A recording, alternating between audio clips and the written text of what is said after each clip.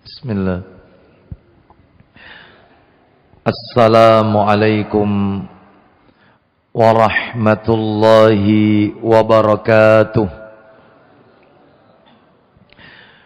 Alhamdulillah alladzi bi ni'matihi tatimmus salihah wa ashhadu an la ilaha illallah wahdahu la syarika lah wa ashhadu anna Muhammadan abduhu wa rasuluh sallallahu alaihi wa ala alihi wa ashabihi wa man tabi'ahum bi ihsanin ila yaumiddin wa sallama taslima katsira.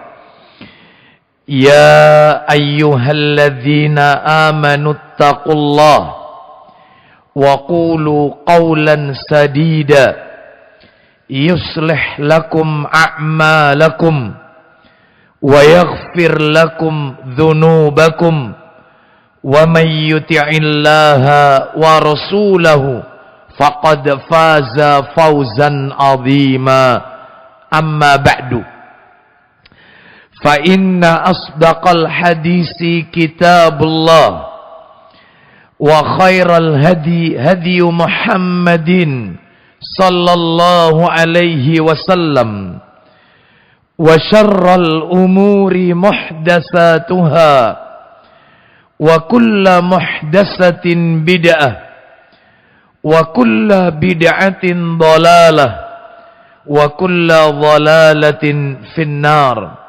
Ikhwan wa akhwati fillah, bapak-bapak, ibu-ibu, kaum muslimin dan muslimah, jamaah salat isya dan majelis taklim Masjid Namira, Kota Lamongan, yang semoga dimuliakan oleh Allah Subhanahu wa taala.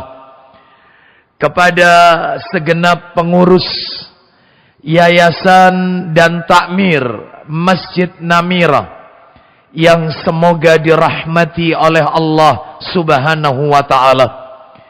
Wabil khusus kepada keluarga Bapak Haji Helmi Reza, semoga Allah Subhanahu wa taala melimpahkan karunia rahmat dan barakah pada keluarga, usaha dan kediaman beliau.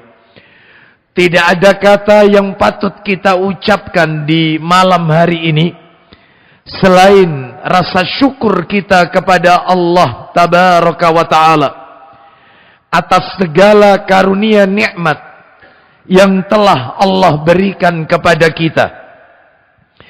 Baik itu nikmat iman, nikmat Islam, nikmat diberikannya kita hidayah taufik, sehingga kita bisa membedakan mana yang hak, mana yang batil, mana itu yang tauhid, mana yang syirik, mana itu yang sunnah, mana yang bid'ah, mana itu yang ma'ruf, mana yang mungkar. Semuanya itu adalah karena hidayah, taufik dari Allah Subhanahu wa ta'ala.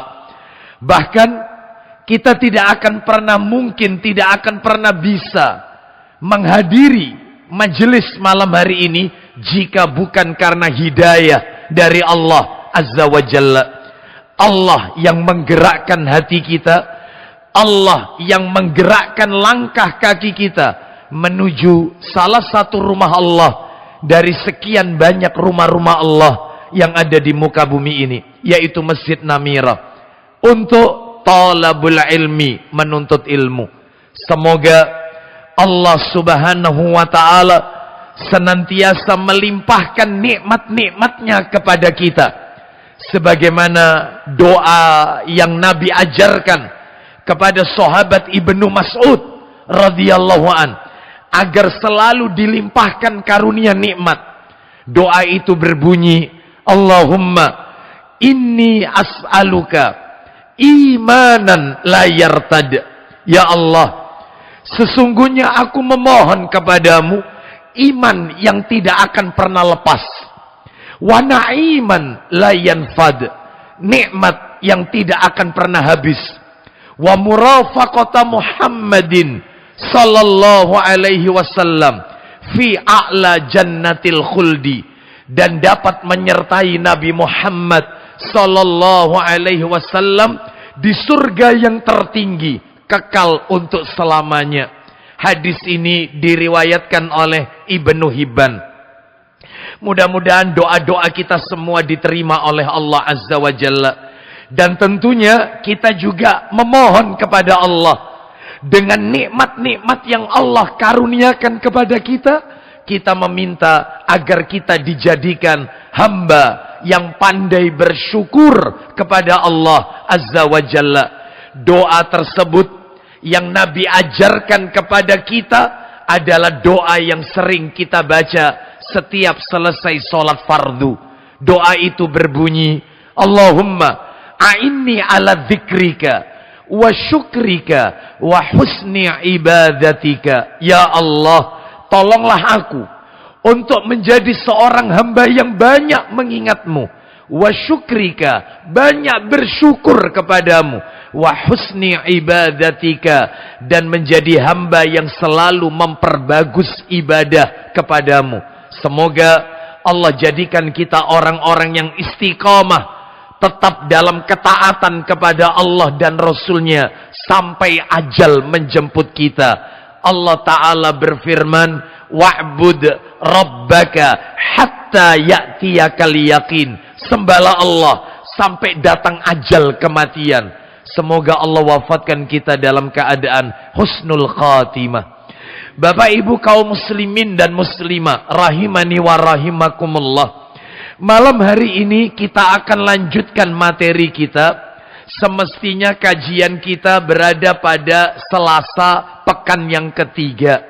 Karena satu dan lain hal, karena terkait dengan kemerdekaan Republik Indonesia, sehingga saya pribadi mengucapkan kepada seluruh takmir dan yayasan Masjid Namira, jazakumullah khairan atas waktu yang diberikan kepada kami, sehingga kajian kita tentang kitab Al-Kabair di bulan ini tidak libur, tetap diadakan sekalipun berada pada Selasa pekan yang kelima, yang terakhir. Mudah-mudahan seluruh amalan-amalan takmir dan seluruh jajarannya dibalas oleh Allah dengan amal soleh sebagai pemberat timbangan amal kelak di yaumil hisab. Bapak Ibu sekalian rahimani wa rahimakumullah, terakhir materi kita bulan yang lalu, kita telah menuntaskan dosa besar yang pertama, yaitu syirik. Saya anggap tuntas materi itu. Malam hari ini Bapak Ibu, kita akan memasuki dosa besar yang kedua Bapak Ibu sekalian. Dosa besar yang kedua, apa itu? Membunuh orang lain. Waduh, materinya kok hangat Ustadz. Ya, Bapak Ibu sekalian rahimani wa rahimakumullah, menghilangkan nyawa orang lain, membunuh orang lain. Bapak Ibu, seperti biasa kajian kita tentang kitab Al-Kabair selalu kita bagi menjadi dua bagian, supaya enak belajarnya, tidak melebar kemana-mana. Apa itu? Terkait dengan dosa besar yang kedua ini juga sama, kita bagi dua bagian materinya. Yang pertama, saya akan menyampaikan tentang dalil-dalil yang menunjukkan membunuh orang lain adalah dosa besar. Di mana dalilnya? Ayat Qur'annya di mana? Hadis nabinya di mana? Nah, itu nanti. Setelah kita sebutkan dalil-dalilnya, baru materi nomor 2. Melangkah materi nomor 2. Apa itu? Penjelasan dari dalil-dalil tersebut. Baik, Bapak Ibu sekalian rahimani wa rahimakumullah. Untuk mempersingkat waktu, karena waktu kita terbatas, langsung saja kita masuk yang pertama, dalil-dalil yang menunjukkan membunuh orang lain, menghilangkan nyawa orang termasuk dosa besar. Mana dalilnya? Ayo kita kenali. Dalil yang pertama, firman Allah di dalam Al-Quran, Bapak Ibu, suratnya nomor 4, An-Nisa. Minta tolong dibantu dibacakan terjemahannya saja ya. Surat An-Nisa ayatnya 93. An-Nisa 93. Allah Ta'ala berfirman, mari kita dengarkan murotalnya Bapak Ibu.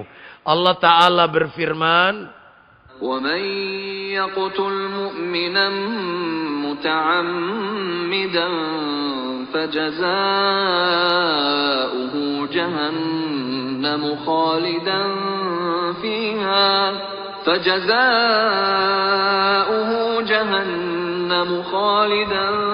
فِيهَا وَغَضِبَ اللَّهُ عَلَيْهِ وَلَعَنَهُ وَأَعَدَّ لَهُ عَذَابًا عَظِيمًا. Di dalam ayat ini Bapak Ibu sekalian, ada 5 balasan yang Allah berikan kepada mereka yang menghilangkan nyawa orang dengan sengaja. Apa itu 5 balasannya? Mari kita dengarkan terjemahannya. Tafadhal Ustaz, silakan.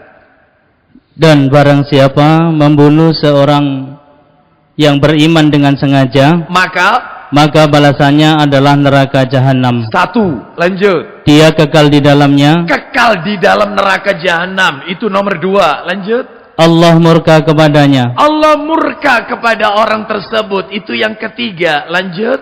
Dan melaknatnya. Melaknatnya, itu yang keempat. Mengutukinya. Terakhir, serta menyediakan azab yang besar baginya. Allahu Akbar. Orang yang menghilangkan nyawa orang dengan sengaja, apalagi itu orang yang beriman, maka dia mendapatkan 5 balasan. Yang pertama, divonis neraka jahanam. Yang kedua, kekal di dalam neraka. Yang ketiga, Allah murka. Yang keempat, Allah mengutukinya, melaknatnya. Yang kelima, Allah menyediakan azab yang besar baginya. Saya yakin Bapak Ibu ketika mendengar kalimat ini pasti bertanya dalam hati. Katanya Pak Ustadz kemarin bulan yang lalu orang yang kekal dalam neraka itu cuma 3. Yaitu orang kafir, musyrik pelaku syirik, yang ketiga munafik. Orang kafir dan orang musyrik ada di surat Al-Bayyinah. Lam yakunil ladzina kafaru, ayat yang nomor 6, kekal. Yang nomor 3 munafik ada di surat An-Nisa ayat 140. Lah kok barusan dikatakan membunuh orang yang beriman dengan sengaja masuk neraka, kekal dalam neraka. Berarti tidak 3 orang kalau begitu Pak Ustadz. Berarti orang kafir, musyrik, munafik, sama orang yang menghilangkan nyawa orang. Pak, Bu, saya jelaskan. Yang kekal permanen dalam neraka tidak mungkin keluar. Tidak mungkin Allah mengeluarkan dari neraka. Khalidina fiha plus abada. Sudah kekal abadi. Nggak mungkin masuk surga. Ya cuma 3 orang Bapak Ibu. Seperti yang kami sebutkan sebelumnya. Orang kafir, musyrik, dan munafik. Jelas ini. Adapun ayat yang baru saja kita dengarkan, menghilangkan nyawa orang beriman, masuk neraka dan kekal, kata para alim ulama maksudnya adalah lama tinggalnya di neraka, tapi dia masih punya kesempatan untuk masuk ke dalam surga. Tinggalnya lama dalam neraka bukan berarti abadi. Kenapa? Karena seluruh dosa diampuni oleh Allah kecuali syirik. Lihat, Allah Ta'ala berfirman kan, kalau tidak salah, yaitu disebutkan di dalam Al-Quran surat apa itu ya? An-Nisa. Mudah-mudahan Bapak Ibu masih ingat ayatnya 48. Allah Ta'ala berfirman, An-Nisa 48. Inna Allah la yaghfiru an yushraka bihi wa yaghfiru ma duna dhalika liman yasha wa man yushrik billahi faqad iftara ithman 'azima. Allah Ta'ala berfirman, yaitu ayat 48. Allah tidak akan mengampuni dosa karena syirik, dan Dia mengampuni dosa yang selain syirik. Berarti di dalam ayat tadi maksudnya kekal, menghilangkan nyawa orang, lama tinggalnya di neraka. Berapa lama? Wallahu a'lam wa bissawab. Hanya Allah yang mengetahuinya. Baik, ini dalil pertama ya. Insya Allah sudah jelas bahwasanya menghilangkan nyawa orang, vonisnya adalah neraka. Kekal maksudnya lama tinggalnya dalam neraka. Dan Bapak Ibu sudah ingat kan? Masih ingat pelajaran yang sebelumnya? Dosa itu dikategorikan dosa besar apabila pelakunya mendapatkan ancaman neraka, laknat, murka. Termasuk ayat tadi, menghilangkan nyawa orang yang beriman dengan sengaja, sudah neraka jahanam, kekal, dimurkai, dilaknat, mendapatkan azab yang pedih, bertubi-tubi, dosa besar. Dalil nomor 2, Al-Quran lagi. Dalil yang kedua adalah surat Al-Maidah. Kita lihat ini, minta tolong dibantu Ustadz, surat nomor 5 Al-Maidah, ayatnya 32. Surat nomor 5 Al-Maidah, ayatnya 32. Kita dengarkan, Allah berfirman, Min ajli dzalika katabna ala bani Israil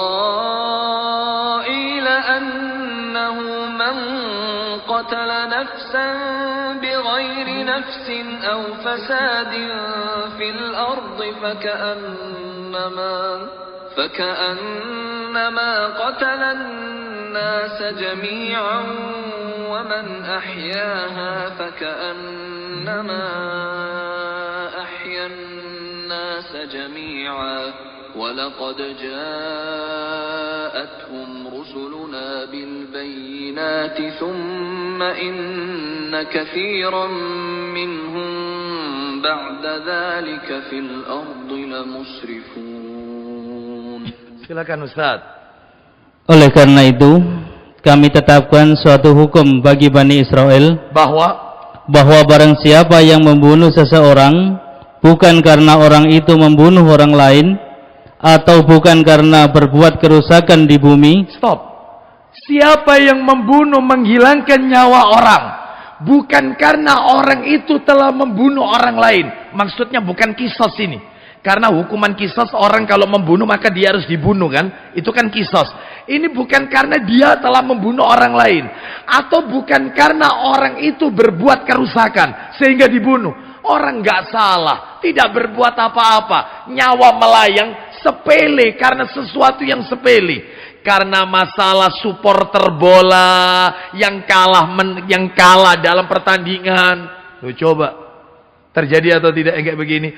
Tersinggung karena putus cinta sehingga dia tega menghilangkan nyawa, yaitu kekasihnya dan seterusnya, gara-gara tidak diberi uang jajan. Kemarin terjadi, bahkan ditampilkan di layar kaca kita, seorang anak tega menghilangkan nyawa ibunya gara-gara tidak diberi uang jajan, bahkan dibakar rumah orang tuanya. Coba Bapak Ibu, tersinggung atau macam-macam, dia hilangkan nyawa orang. Maka siapa yang menghilangkan nyawa satu orang, maka lanjut Ustaz, maka seakan-akan dia telah membunuh semua manusia. Membunuh satu orang itu dosanya seperti membunuh semua manusia yang ada di muka bumi ini.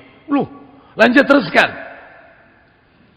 Barang siapa memelihara kehidupan seorang manusia, maka seakan-akan dia telah memelihara kehidupan semua manusia. Siapa yang dia memelihara satu kehidupan manusia, satu orang, maka sama dengan dia telah memelihara kehidupan semua manusia yang ada di muka bumi ini. Lanjut, teruskan. Sesungguhnya Rasul kami telah datang kepada mereka dengan membawa keterangan-keterangan yang jelas. Tetapi kemudian banyak di antara mereka setelah itu melampaui batas di bumi. Ini jelas menunjukkan kepada kita menghilangkan nyawa orang dosa besar. Dalil yang nomor 3 terakhir untuk yang ada dalam Al-Quran. Saya kasih yang ketiga ini, yang terakhir yang ada dalam Al-Quran. Setelah itu nanti hadis-hadis Nabi. Dalil yang ketiga adalah yang tidak cukup mengerikan, itu ada di dalam Al-Quran surat nomor 17 Al-Isra. Kita dengarkan ini, dibantu lagi Ustadz, surat nomor 17 Al-Isra ayatnya 31. Ayatnya 31, Al-Isra 31. Allah Ta'ala berfirman, ولا تقتلوا أولادكم خشية إملاق نحن نرزقهم وإياكم إن قتلهم كان خطأ كبيرا. Silakan. Dan janganlah kamu membunuh anak-anakmu karena takut miskin. Jangan kau bunuh anak-anakmu karena takut miskin. Digugurkan. Lalu anak itu dibuang. Lalu janinnya dibuang di selokan. Di tempat pembuangan sampah. Karena hamil di luar nikah. Dan seterusnya. Banyak yang seperti ini. Karena kau takut miskin. Dan seterusnya. Lanjut. Setelah itu. Kamilah yang memberi rezeki kepada mereka dan kepadamu. Membunuh anak-anak itu, lanjut. Membunuh mereka itu sungguh suatu dosa yang besar. Lalu muncul pertanyaan gara-gara ayat ini. Lalu bagaimana dengan seorang suami? Maaf ya, maaf. Harus saya sampaikan karena ini ilmu, bukan sesuatu yang tabu.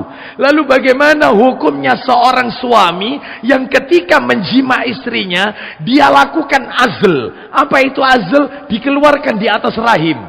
Sperma itu dikeluarkan di luar, bukan di dalam. Bagaimana hukumnya wanita yang melakukan KB? Coitus interruptus, yaitu azl. Nah, bagaimana dengan KB? Baik itu yang pil, atau suntik, atau hormon, ya dan seterusnya, atau misalnya dengan yang banyak-banyak sekali. Bagaimana hukumnya KB? Maka Bapak Ibu sekalian rahimani wa rahimakumullah, kata para alim ulama, muncul 3 fatwa gara-gara ayat ini, surat 17 ayat 31. Yang pertama, jika membatasi keturunan sifatnya cuman temporer, sementara, baik itu menggunakan obat atau pil KB, suntik, ya suntik hormon ya, atau misalnya azl, yaitu coitus interruptus, dikeluarkan di atas rahim, hukumnya boleh kalau untuk menjaga jarak. Sifatnya sementara, temporer, nggak apa-apa. Antara kelahiran anak pertama dengan ini dikasih jarak. Nah ini nggak apa-apa, katanya para ulama. Yang kedua, jika membatasi keturunan itu sifatnya permanen, KB, spiral, atau dan yang lainnya, permanen. Sudah nggak ingin punya anak lagi. Maka yang seperti ini, Bapak Ibu sekalian, haram hukumnya. Kecuali ada sesuatu yang menurut dokter mudorotnya besar jika memiliki anak kembali. Mungkin karena faktor usia, mungkin karena telah 2 atau 3 kali menjalani operasi sesar, sehingga dikhawatirkan kelahiran berikutnya akan pengaruh besar, mungkin terkena penyakit tertentu, dan seterusnya, banyak. Kalau itu memang ada mudorot, nggak apa-apa. Tetapi kalau wanita itu sehat, ya, lalu dia ingin membatasi keturunan permanen, udah nggak pengen punya anak lagi, tak stop pakai KB Ustadz. Anda sehat? Sehat Ustadz. Tidak ada sesuatu pun dari dokter masalah umur, nggak ada Ustadz, nggak ada. Wong saya ini masih produktif, umur saya haram, nggak boleh, nggak boleh. Yang ketiga adalah jika membatasi keturunan alasannya karena khawatir pada rizkinya si anak. Saya ini Ustadz, kalau punya anak lagi, sekolah sekarang ini mahal, ya, semua pada mahal, khawatir nanti akhirnya terlantar anak saya ini, dan seterusnya. Maka kalau khawatir jatuh miskin seperti ini, hukumnya haram. Ayatnya apa tadi kata Allah Azza wa Jalla? Kami yang memberi rizki kepada anak itu dan juga kepada kamu. Loh, jelas. Maka jangan takut miskin ketika memiliki buah hati, memiliki anak, dan jangan membunuh anak, ya, seperti dengan aborsi dan yang lainnya, haram hukumnya. Baik, jadi ini dalil yang ketiga. Sekarang dalil yang keempat, hadis Nabi. Al-Quran tuntas, sekarang hadis Nabi. Apa itu? Di dalam hadis Nabi, yaitu ada kitabnya ya, Sahih Targhib. Ini mau saya baca ini. Sahih Targhib ada Ustaz? Iya. Jilid 4 sama 5 Ustaz. Iya, 4 dan 5. Di dalam Sahih Targhib wa Tarhib, hadis riwayat Muslim, An-Nasai dan Tirmidzi, dalam Sahih Targhib wa Tarhib nomornya 2439. 2439. Mari kita dengarkan. An Abdullah ibni Amr radhiyallahu anhuma.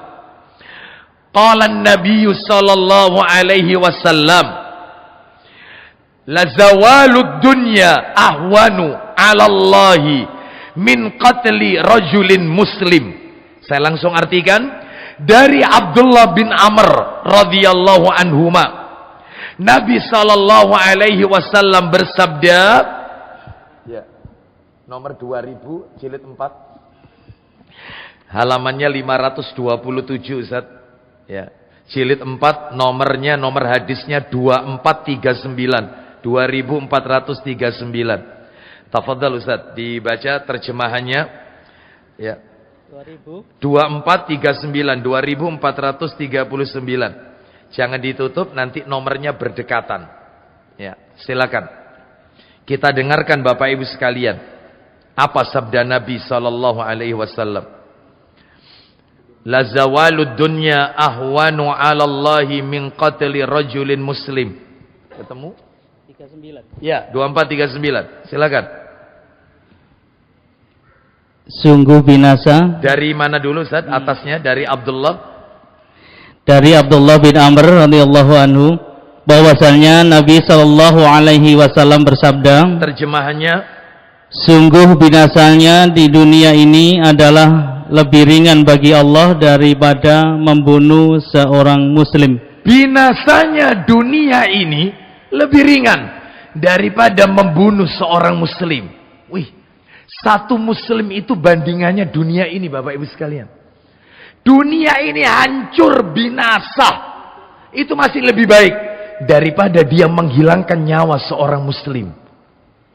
Mahal Bapak Ibu. Ada satu hadis lagi saya tambahkan yang bikin kita merinding, yaitu disebutkan di nomor 2441, 2441, 2441. Ceritanya Nabi ketika tawaf. Kita dengarkan ini dari Abdullah bin Amr radhiyallahu an. Dia berkata, ra'aitu Rasulullah sallallahu alaihi wasallam yatufu bil Ka'bah wa yaqul ma atyabaki wa atyaba rihaki wa ma a'dhamaki wa a'dhama hurmataki walladhi nafsu Muhammadin biyadi la hurmatul mu'mini indallah a'dhamu hurmatan minki maluhu wa damuhu. Silakan dibaca Ustaz. Dari Ibnu Majah meriwayatkan, dan Ibnu Majah dari Abdullah bin Amr, ia menuturkan, silakan, saya telah melihat Rasulullah sallallahu alaihi wasallam sedang tawaf di Ka'bah. Nabi tawaf di Ka'bah, terus dan mengucapkan, apa kata Nabi kepada Ka'bah? Ka'bah itu diajak ngomong Bapak Ibu. Apa kata Nabi? Jadi Nabi bilang sama Ka'bah, apa katanya? Silakan. betapa bagusnya kamu, betapa bagusnya engkau Ka'bah. Terus, betapa harumnya aromamu, betapa harum aromamu Ka'bah. Memang wangi Ka'bah ini Bapak Ibu. Kiswahnya ya, termasuk ya bangunannya itu ya wangi. Terus kemudian lanjut. Betapa agungnya kamu, betapa agungnya engkau wahai Ka'bah. Lanjut. Dan betapa agungnya kehormatanmu, kehormatan kesucianmu. Lanjut, Nabi bersumpah, demi zat yang jiwa Muhammad ada di tangannya, demi zat yang jiwa Muhammad ada di genggaman Allah Azza wa Jalla, Nabi bersumpah. Silakan. Sungguh kehormatan seorang mukmin, hartanya dan darahnya di sisi Allah lebih agung daripada kehormatanmu, daripada kehormatanmu. Bapak Ibu sekalian, darahnya seorang muslim, hartanya seorang muslim mukmin lebih berharga di sisi Allah daripada Ka'bah. Wih, Ka'bah tempat hadap kita kalau sholat, kiblat kita, itu masih jauh lebih agung darahnya seorang muslim mukmin, hartanya lebih agung daripada Ka'bah. Bapak Ibu sekalian, maka jangan ditumpahkan, jangan dihina, jangan dighibah, jangan dijelek-jelekkan. Muslim mahal darah, hartanya, kehormatannya lebih berharga di sisi Allah daripada Ka'bah. Tapi anehnya di sana sini banyak begal. Padahal yang dia lakukan itu sesama saudaranya sendiri Muslim. Ya, tersinggung sedikit main pukul, lalu merusak kehormatannya. Allahu Akbar. Bahkan kadang-kadang memukulnya atau menyakitinya sambil baca takbir lagi. Tawuran antar kampung Muslim ini. Allahu Akbar. Sopo sing kon gepok iki sopo? Muslim. Harga darahnya, kehormatannya, hartanya juga lebih mulia di sisi Allah daripada Ka'bah. Jangan ditumpahkan, jangan diambil hartanya. Haram. Ya. Baik, ini dalil yang nomor 5 ya dari hadis Nabi ya. Kalau dilanjutkan dari atas tadi kan 3 Al-Quran, yang nomor 4 dan nomor 5 sudah saya sebutkan hadis. Saya tambahkan lagi hadis Nabi. Coba dibuka nomor berikutnya Ustaz, 2442 2442. Urut ya ini ya, berurut terus. Silakan Ustaz dibaca. Dari Abu Sa'id dan Abu Hurairah radhiyallahu an, dari Rasulullah sallallahu alaihi wasallam beliau bersabda, "Lau anna ahlas samai wa ahlal ardi ishtaraku fi dami mu'minin la akabbahu Allahu finnar." Silakan. Kalau sekiranya penghuni langit dan penghuni bumi bersekutu dalam menumpahkan darah seorang mukmin, niscaya mereka diceburkan oleh Allah ke dalam neraka. Penduduk bumi sepakat, berembuk sepakat untuk menghilangkan satu orang muslim, satu orang beriman. Maka langit dan bumi semuanya dimasukkan ke neraka oleh Allah. Mahal darah kita ini, Pak. Mahal. Jangan disakiti sesama muslim. Jangan menyakiti kehormatannya. Jangan mengganggu hartanya, mengambil hartanya. Haram. Tuh, Bapak Ibu sekalian. Lalu kemudian yang terakhir saya akan sampaikan sebagai penutup dalilnya betapa besarnya dosa menghilangkan nyawa orang ini adalah disebutkan, yaitu di dalam hadis dalam kitab Sahih Targhib wa Tarhib, nomornya adalah nomor 2450. Coba 2450. Tapi sebelum 2450, maaf Ustaz, maaf. 2449 dulu Ustaz. Nah, itu ada cerita menarik di situ. 2449, 2449. Kita dengarkan ini. Kita dengarkan.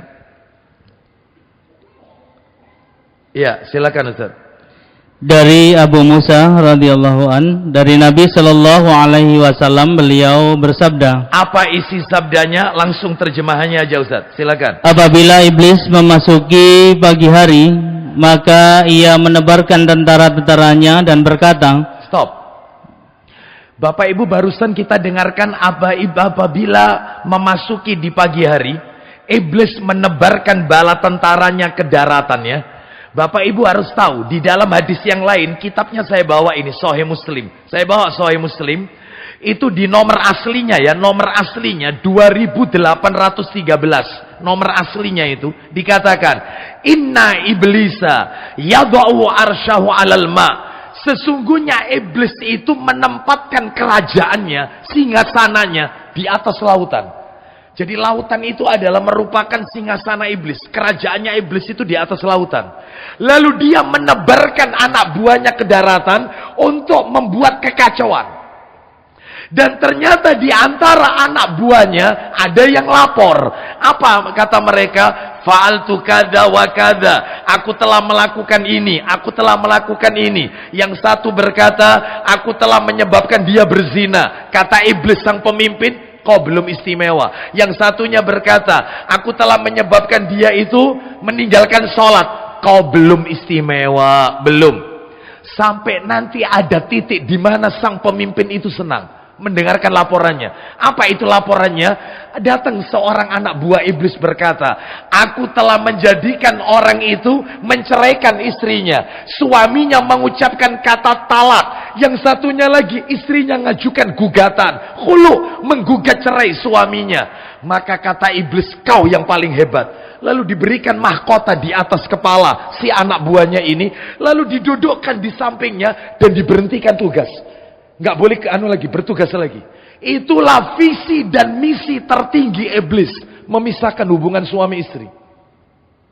Dan Bapak Ibu harus tahu bahwasanya suami istri itu kalau cerai nggak mungkin ketemu sampai di surga, nggak mungkin jadi jodohnya. Kecuali kalau meninggal pasangannya. Seorang wanita, suaminya meninggal dunia.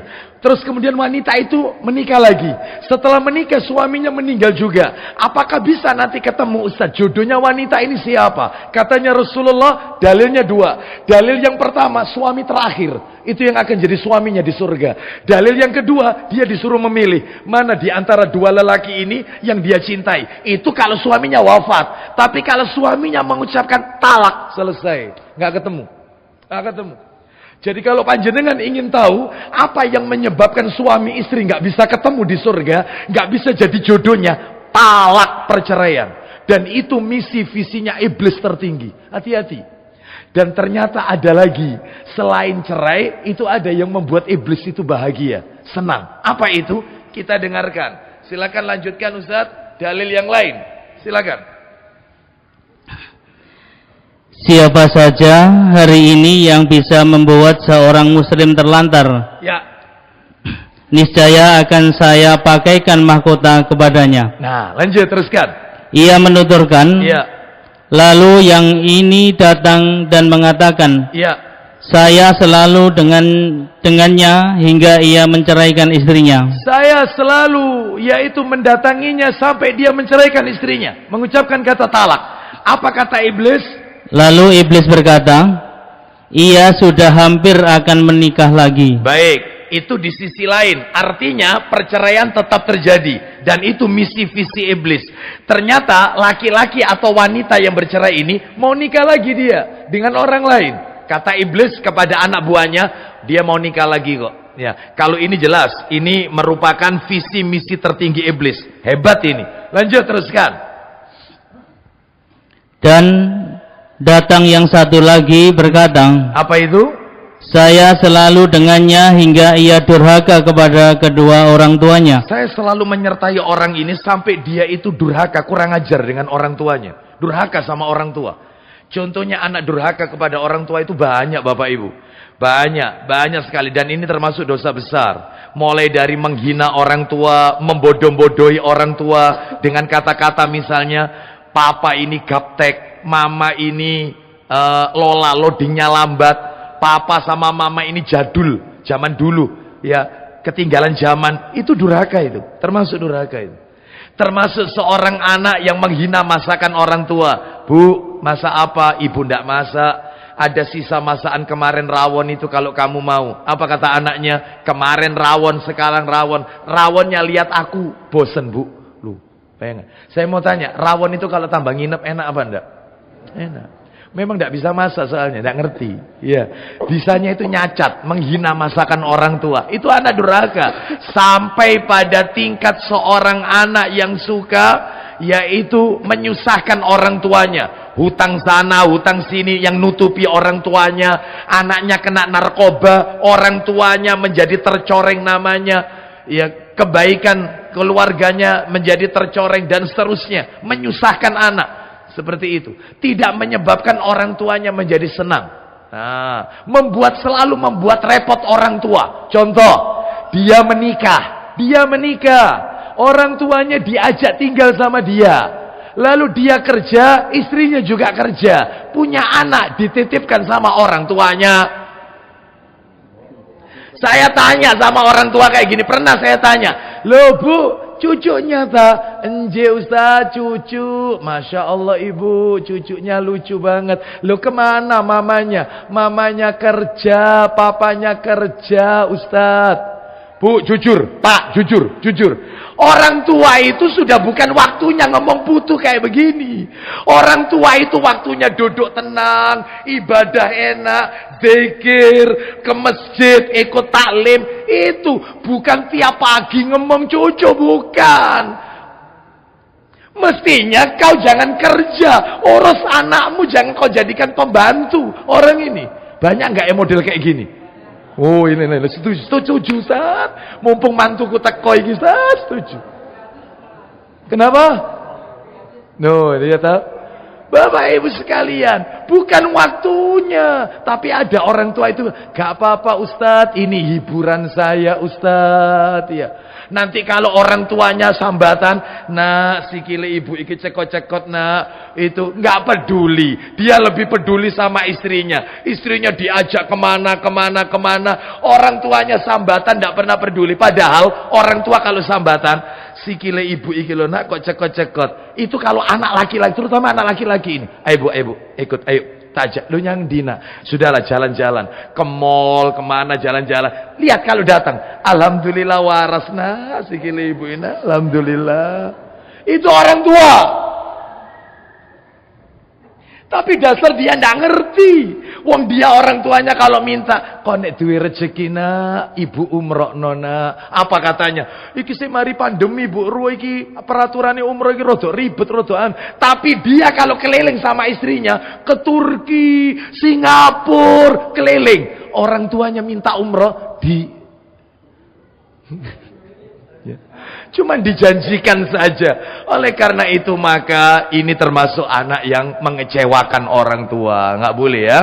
Baik, oleh karena itu belum berhasil, belum istimewa. Lanjut Ustadz, yang istimewa itu apa Ustadz? Yang menjadikan iblis itu senang. Silakan Ustadz, lanjut. Lalu iblis berkata, ya, ia hampir akan berbakti kepada kepada keduanya. Baik, sebentar lagi dia akan bakti lagi kok. Dia tobat itu katanya iblis. Lanjut, teruskan. Lalu datang lagi yang lain dan berkata, nah ini. Lanjut, silakan. Saya selalu dengannya hingga ia syirik. Hingga ia berbuat syirik. Apa kata sang pemimpin iblis? Silakan. Lalu iblis berkata, Kamu yang hebat, Satu diambil. Terus berikutnya Ustaz. Lalu datang yang lain lagi dan berkata, saya selalu dengannya hingga ia membunuh. Hingga ia membunuh saudaranya sendiri. Apa kata iblis? Lalu iblis berkata, kamu yang hebat. Terakhir penutup. Dan kemudian ia mengenakan mahkota kepadanya. Dikasih mahkota anak buahnya. Ini menunjukkan kepada kita bahwasannya membunuh ini termasuk dosa besar dan tipu daya syaitan. Terakhir penutup yang tadi saya janjikan, 2450.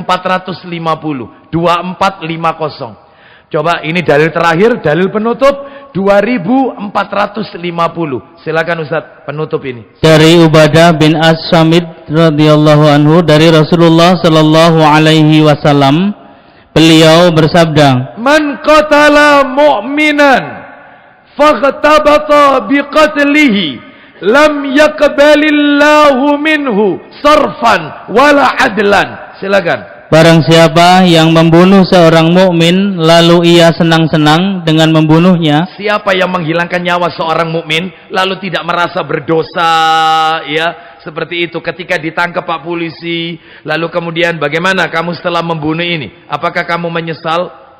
Diam saja. Ya, jadi dalam hatinya ada senang, sekalipun lisannya berkata, iya saya menyesal. Padahal di dalam hatinya itu dia telah menghilangkan nyawa yang menurut dia itu adalah orang yang dia benci dan seterusnya. Telah menyakiti dia. Maka, apa kata Nabi? Maka Allah tidak akan menerima darinya amalan sunnah ataupun amalan fardu. Semua amalannya, yang fardu maupun yang sunnah, seumur hidupnya, habis. Nol. Jadi kalau dia pernah sholat 5 waktu, tahajud, sholat tahiyatul masjid, sholat witir, sholat dua, semuanya, semua amalan termasuk selain sholat, sodako, zakat, pernah haji, pernah umroh, itu ketika dia menghilangkan nyawa seorang mukmin, maka habis amalannya, selesai. Hati-hati, ini dosa besar Bapak Ibu sekalian. Oleh karena itu, maka ini menunjukkan kepada kita bahayanya menghilangkan nyawa orang lain. Sekarang kita akan masuk, yaitu materi yang nomor 2. Masih ada waktu ya? Insya Allah, saya persingkat aja. Materi yang kedua adalah penjelasan.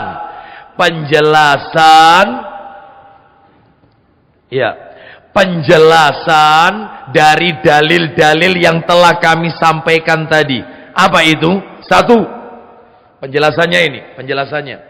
Lumayan ini sebenarnya, agak banyak ini ya.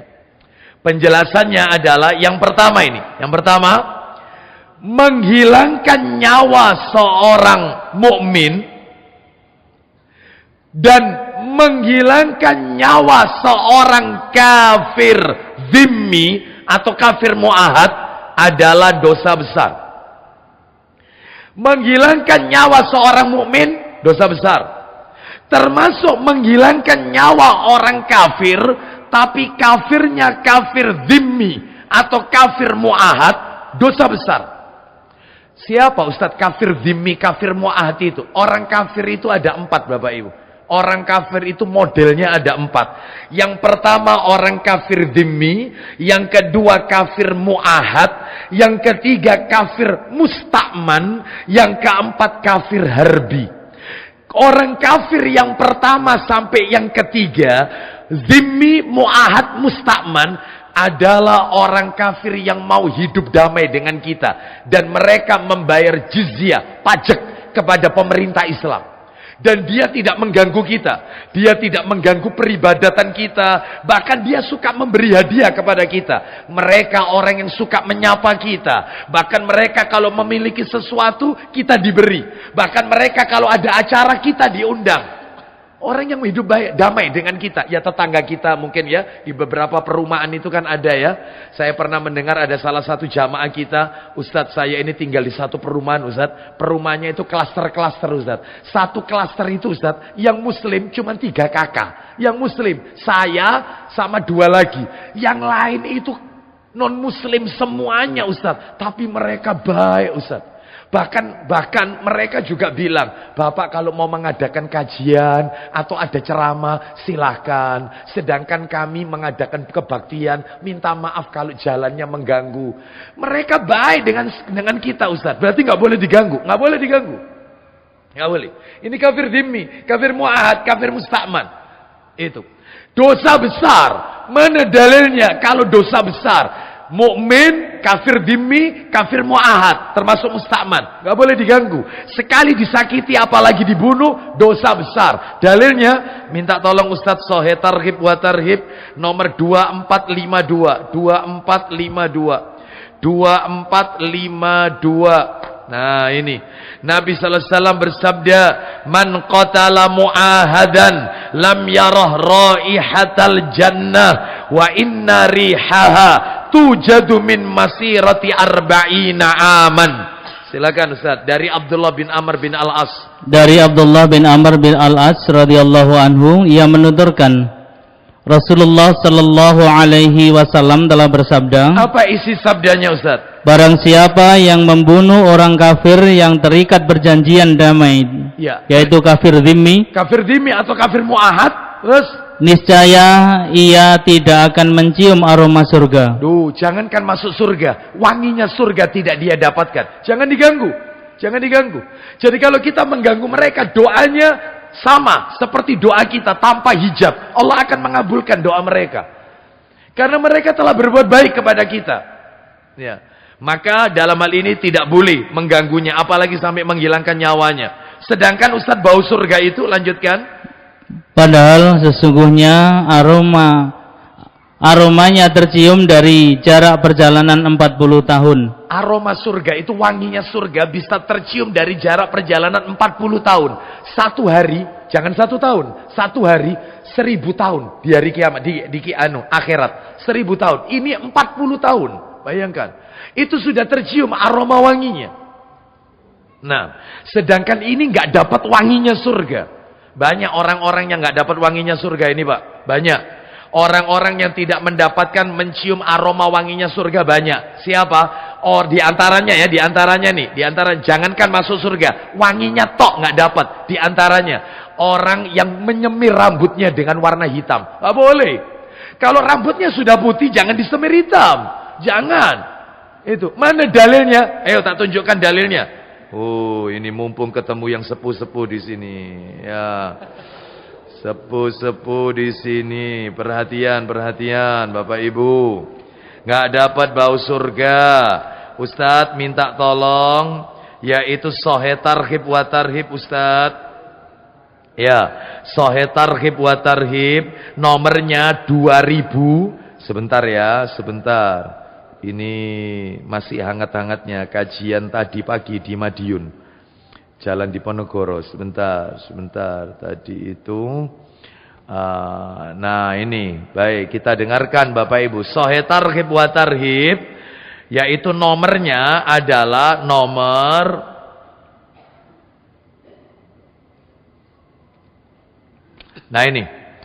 2097, Ustaz. 2097, coba. 2097, Sahih Targhib wa Tarhib 2097. Coba. Nah, yaitu dari Ibnu Abbas radhiyallahu an. Termasuk dari sini adalah wanita, termasuk bapak-bapak, rambutnya atau jenggotnya nggak boleh dikasih warna hitam kalau sudah memutih. Silakan dibaca dari Ibnu Abbas, Ustaz. Dari Ibnu Abbas radhiyallahu anhu, ia menuturkan Rasulullah sallallahu alaihi wasallam bersabda, isinya akan ada suatu kaum yang merubah warna jenggotnya di akhir zaman nanti dengan warna hitam. Nah, terus seperti tembolok burung dara, mereka tidak akan mencium aroma surga. Nah, mereka nggak dapat mencium aroma wanginya surga. Sedangkan aroma surga bisa tercium dari jarak yang sangat jauh.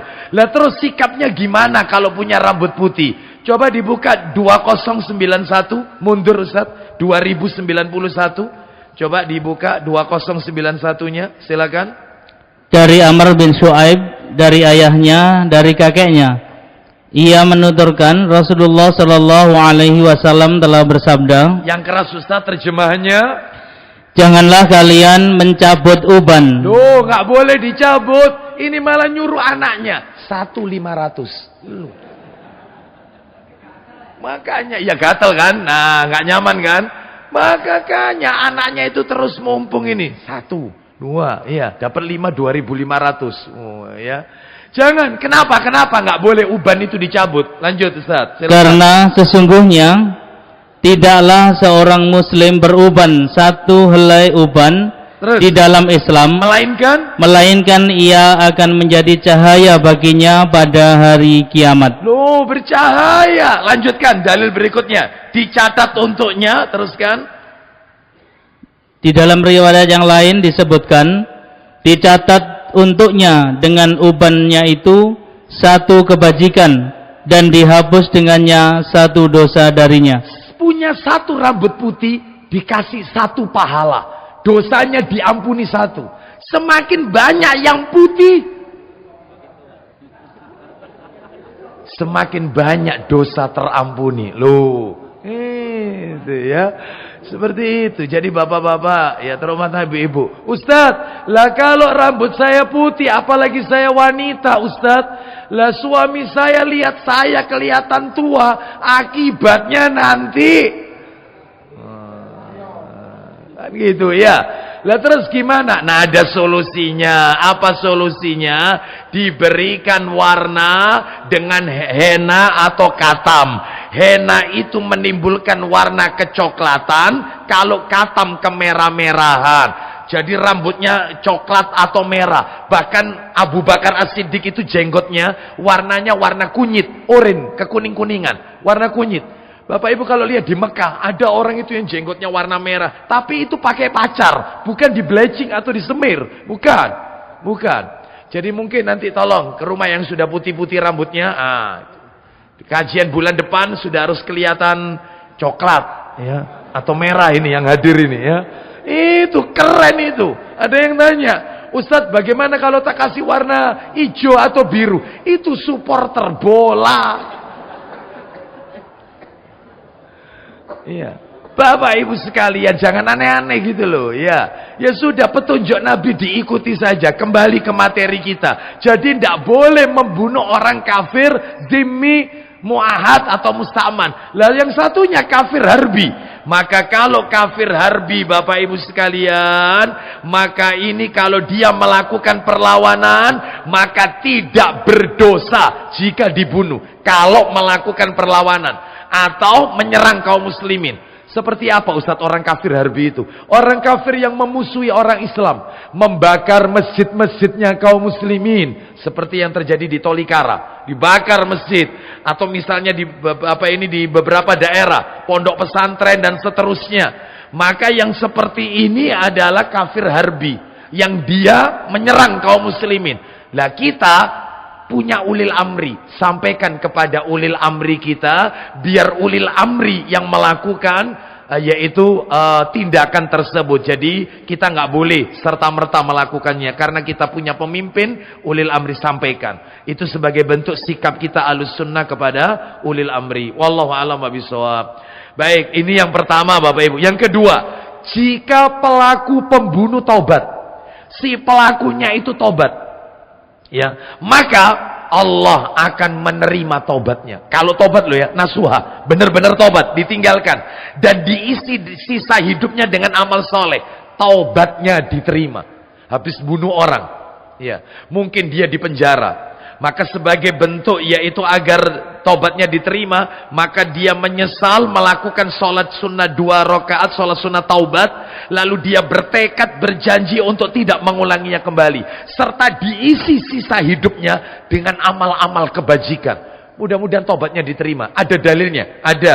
Allah Ta'ala berfirman, surat nomor 8 Al-Anfal, surat nomor 25, surat 25 Al-Furqan, surat 25 Al-Furqan, surat nomor 25 Al-Furqan, ayatnya adalah ayat 68 sampai 70. 68 sampai 70. Allah Ta'ala berfirman, وَالَّذِينَ لَا يَدْعُونَ مَعَ اللَّهِ إِلَٰهًا آخَرَ وَلَا يَقْتُلُونَ النَّفْسَ الَّتِي حَرَّمَ اللَّهُ إِلَّا بِالْحَقِّ وَلَا يَزْنُونَ وَمَن يَفْعَلْ ذَلِكَ يَلْقَ أَثَامًا يُضَاعَفْ لَهُ الْعَذَابُ يَوْمَ الْقِيَامَةِ وَيَخْلُدْ فِيهِ مُهَانًا. Terakhir. إِلَّا مَن تَابَ وَآمَنَ وَعَمِلَ عَمَلًا صَالِحًا فَأُولَئِكَ يُبَدِّلُ اللَّهُ سَيِّئَاتِهِمْ حَسَنَاتٍ وَكَانَ اللَّهُ غَفُورًا رَحِيمًا. Silakan Ustaz. Ya.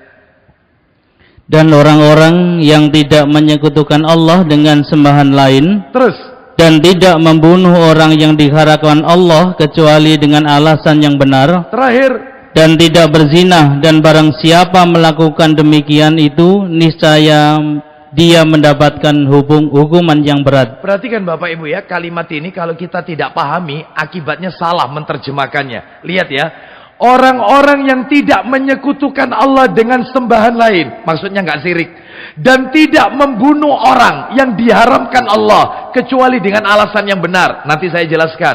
Dan tidak berzina. Selesai kan? Tidak syirik, tidak membunuh, tidak berzina. Barang siapa melakukan demikian itu, maksudnya adalah sebaliknya. Dia ternyata melakukan syirik, ternyata dia menghilangkan nyawa orang, dan dia juga berzina, niscaya dia mendapatkan hukuman yang berat. Lanjut 69-nya Ustaz, yakni akan dilipat gandakan azab untuknya pada hari kiamat, dan dia akan kekal dalam azab itu dalam keadaan terhina. Baik, teruskan terakhir poinnya. Kecuali orang-orang yang bertobat dan beriman, Terus, dan mengerjakan kebajikan. yaitu syaratnya taubat nasuha. Taubat, beriman, dan melakukan amal kebaikan. Setelah itu, kemudian maka kejahatan mereka diganti Allah dengan kebaikan. Hmm. Lihat, kejahatan dosa mereka diganti oleh Allah dengan kebaikan. Allah Maha Pengampun, lanjut. Allah Maha Pengampun, Maha Penyayang. Baik, Bapak Ibu sekalian rahimani wa rahimakumullah, ini menunjukkan kepada kita jika dia betul-betul tobatnya diterima oleh Allah. Yang nomor 3 Bapak Ibu, saya cukupkan sampai nomor 3 saja ya, karena waktunya. Sebenarnya ini ada beberapa, ini agak panjang ini. Ya, sampai jam berapa ini? Ya sekarang ini ya, habis ya. Oh bersambung ya, taib. Ya, yang nomor 3 terakhir ya, yang nomor 3. Ada beberapa pembunuhan yang tidak dikisos, tidak dibalas bunuh. Ada beberapa model pembunuhan yang tidak dikisos, alias tidak dibalas bunuh. Hukumnya itu kan Bapak Ibu, hukumnya membunuh orang maka harus dikisos. Kalau dia menghilangkan nyawa orang maka dia harus dibunuh. Ini ternyata ada pengecualian. Ada beberapa model pembunuhan yang pelakunya tidak dihukum bunuh, nggak kena kisos. Apa itu Ustadz? Ada 3. Ada 3 model. Tolong diingat-ingat, ini hukum Islam. Wajib kita imani. Apa itu 3 model pembunuhan yang pelakunya tidak diancam kisos, nggak kena kisos dalam Islam? Apa itu? Jadi kalau misalnya dia membunuh melakukan itu, maka di dalam Islam orang itu tidak boleh dibunuh. Mungkin dihukum lain. Mungkin dipenjara atau diasingkan, tapi tidak dibunuh. Itu ya. Padahal orang membunuh orang itu harus dibunuh. Ini ada 3. 1. Jika seorang ayah atau orang tua membunuh anaknya, bapak bunuh anaknya, maka bapak nggak boleh dibunuh. Nggak boleh. Tapi kalau dibalik, anak bunuh orang tua, anaknya harus dibunuh. Ketetapan dari Rasulullah SAW. Ada 3 model pembunuhan yang pelakunya tidak kena kisos. Bapak bunuh anak. Mana dalilnya? Dalilnya adalah kitabnya insya Allah Masjid Namiro ada. Nanti bisa dicek ya. Yaitu dalam Ibnu Majah. Jilidnya jilid 2. Nomornya 2178. 2178. Nanti bisa dicek sendiri. Ya, begini bunyinya dari Umar bin Al-Khattab radhiyallahu an. Dia berkata, Rasulullah sallallahu alaihi wasallam bersabda, la yuqtalul walidu bil waladi. Seorang ayah tidak boleh dibunuh dengan sebab membunuh anaknya. Enggak dibunuh. Tapi kalau sebaliknya, anak bunuh orang tua, anaknya harus dikisos, dibunuh. Ini ketetapan sami'na wa ata'na. Yang nomor 2, jika seorang orang merdeka membunuh budak, orang merdeka membunuh budak, maka orang yang merdeka ini majikannya nggak boleh dibunuh, nggak boleh. Mungkin bayar denda ya, tergantung keluarganya korban, minta denda berapa, tergantung kan begitu. Bapak Ibu sekalian, sesuai kesepakatan. Atau bisa jadi keluarga korban mengikhlaskan. Ya sudah, kita damai saja. Sudah, tidak apa-apa. Mungkin sudah takdirnya anak saya melayang nyawanya di tangan Anda. Saya maafkan Anda. Mudah-mudahan dosa Anda diampuni oleh Allah. Sudah, perkara ini kita selesaikan secara kekeluargaan. Atau keluarganya nuntut. Tolong, saya nuntut. Saya nggak nuntut Anda masuk penjara, tapi tolong anaknya ini, keluarga saya yang kau bunuh, tolong kau sekolahkan sampai selesai sekolahnya, sama biayanya, tolong kamu tanggung. Bisa jadi, tapi tidak dibunuh, nggak boleh. Dalam Islam loh ya, dalam Islam. Orang merdeka majikan membunuh budak. Ustadz, budak itu ada tak Ustadz di Indonesia? Nggak ada. Budak itu ada kalau ada konflik peperangan. Sedangkan pembantu rumah tangga, terus TKW, TKI itu bukan budak. Budak itu kalau ada konflik lalu ditawan, diperbudak. Nah, itu ada. Sedangkan negeri kita aman. Mudah-mudahan Allah berikan nikmat aman ini sampai yaitu Allah tentukan.